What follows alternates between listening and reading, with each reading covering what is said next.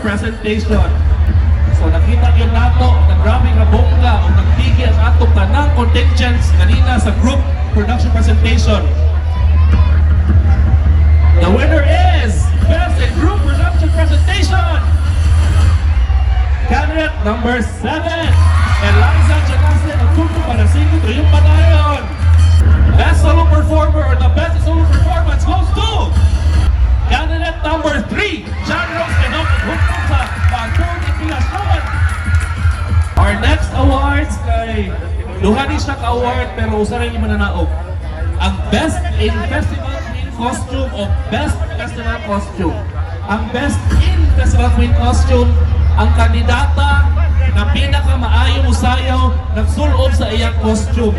Ang Best Festival Queen Costume, ang kandidata sa pinaka-nindot na costume. And the winner is candidate number 3, John Rose Kenok, Huntong sa Pagkong Itilasyon. Ari na tayo sa atong major awards. Second runner-up goes to...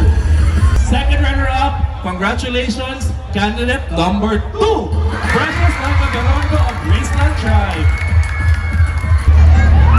First runner-up goes to... Candidate number 3, John Rose Kenok, Huntong sa Pagkong Itilasyon. Arvin, are you ready? Viva Pit Senyor! Ato pananaw, si Dulog sa Carmen Festival Queen 2026 is gikan sa Barangay Triunfo, Eliza Janase, Huntong Panasigo Triyong Panayon. Eliza Janase!